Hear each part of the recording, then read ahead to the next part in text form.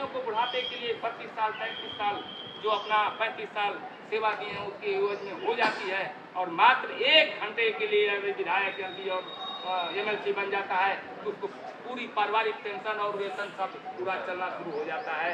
चाहे अब ये सबसे मजे की बात तो ये है कि अगर विधायक होता है तो एक बार लेगा, फिर एमपी होगा तब भी लेगा, यदि एमएलसी हुए तब भी लेंगे।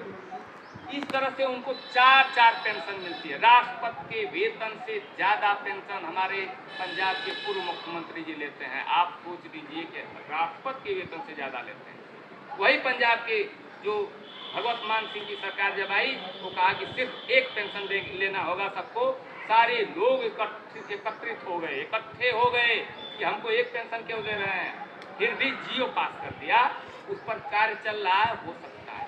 हम थे उत्तर प्रदेश में, एक प्रश्न उठता है उत्तर प्रदेश में पुरानी पेंशन बहाल क्यों नहीं, उत्तर प्रदेश से चिंगारी उठी और उत्तर प्रदेश में क्यों नहीं। मैं आपको बता दूं, उत्तर प्रदेश में जो चुनाव इस बार विधानसभा का हुआ था, सभी साथी हमारे उसके जीवंत उदाहरण है। एकदम इनके सामने का नज़ारा है कि सारे लोग अपने ज़माने में, जैसे सर जी बड़े पुराने हैं, बहुत दिनों से वोट करते आ रहे हैं, कराते आ रहे हैं, विधायक कितना बना दिया, कितना एमपी बना दिया, कितना एमएलसी बना दिया।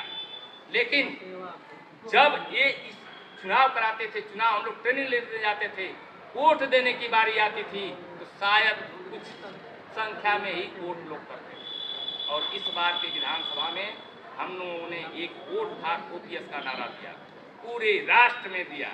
एनएमओपीएस के रूप में हमारा राष्ट्र में ये चलता है। एनएमओपीएस के रूप में संगठन national movement for old pension scheme जो 2017 में ये 17 प्रांतों के लोग मिलकर के राष्ट्रीय अध्यक्ष माननीय विजय कुमार बंधु जी को बनाया, जो अटेवा के प्रदेश अध्यक्ष भी हैं, तो उन्होंने बनाया। और जब पूरे नज़ारा में देखा, हर जिले में लाइन लग गई इस बार विधानसभा में, आप लोग देखे अवश्य होंगे।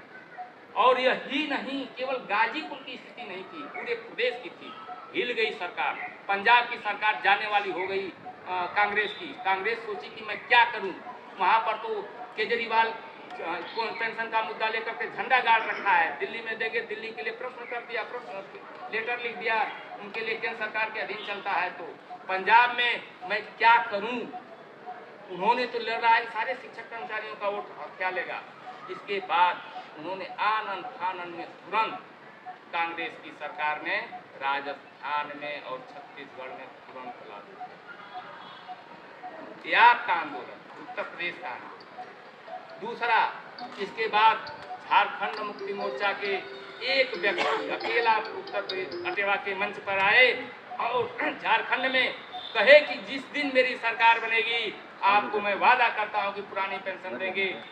हजारों की संख्या में लोग पहुंचे हुए थे और सरकार बनी, आनाकानी करने लगे, दबाव डाला गया और लास्ट में जब उनकी गिरने की सरकार आई, सारे लोग बुद्धिजीवी बन गए, पेपर के माध्यम से सुने होंगे, जब केंद्र सरकार दबाव डालने लगा, जब गिरने की स्थिति आई तो तुरंत पुरानी पेंशन बहाल कर। और जैसे पुरानी पेंशन बहाल कर दी, लगा केंद्र सरकार को यदि अभी चुनाव करा देते हैं पुनः बन जाएगा। ये आपकी बात रही। बात अब हम चलते हैं हिमाचल की। हिमाचल बहुत नज़दीक में, हिमाचल में जयराम ठाकुर जी क्या प्रश्न किया था आपने जब हमारे साथी गए कि सर आप पेंशन लेते हैं, हमें भी पेंशन का थोड़ा सा स्वाद चखा दीजिए, क्योंकि 1000, 1200, 700, 800 यही पेंशन आती है, चाय भर पैसा नहीं बुढ़ापे में मिल पाएगा। आप यदि उसको कर देते हैं तो हम लोगों को भी कुछ बुढ़ापा कट जाएगा, नहीं तो वृद्धा आश्रम पकड़ना पड़ेगा। उन्होंने जवाब दिया, यदि पुरानी पेंशन चाहिए तो विधायक बनो, एमपी बनो, एमएलसी बनो। हमारे साथियों ने धरना पकड़ा, कहा कि हमें पुरानी पेंशन चाहिए, हम विधायक बनेंगे और बनाएंगे।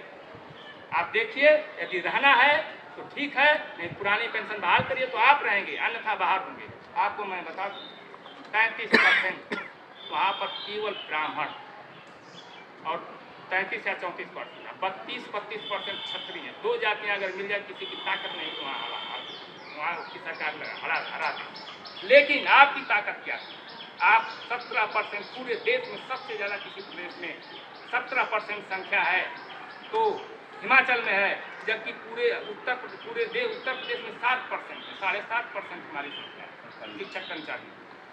तो 17% संख्या लेकर तो बैठ गए और 17% एक व्यक्ति एक नहीं है, हजारों की क्षमता है, 1000 की क्षमता एक हमारा अध्यापक रखता है, 1000 वोट को कन्वर्ट कर सकता है, इतनी क्षमता है। शिक्षकों के बल पर पूर्व में सरकार चला करती है। वहाँ जयराम ठाकुर जी, माननीय जयराम ठाकुर जी थे मुख्यमंत्री, इस समय भूतपूर्व मुख्यमंत्री हो गए हैं और उन्होंने इस बात को हमारा वहाँ पर जो प्रदीप सिंह ठाकुर थे, प्रदीप ठाकुर NMOPS के प्रदेश अध्यक्ष, उन्होंने NMOPS के बैनर तले वहाँ पर बैठे और एक महीना प्लस में लगातार बैठे धरने पर और सरकार को गिरा दिया। दूसरी सरकार आई जो घोषणा कर रखी थी, उसने तुरंत पुरानी पेंशन बहाल हुई, सारे लोगों के सामने एक ज्वलंत हुआ। और यही नहीं, हम आप लोगों को एक और करने जा रहे हैं।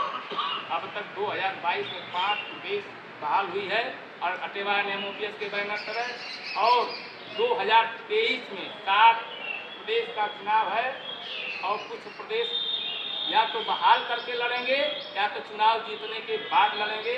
5 प्रदेश की और चुना लेते हैं।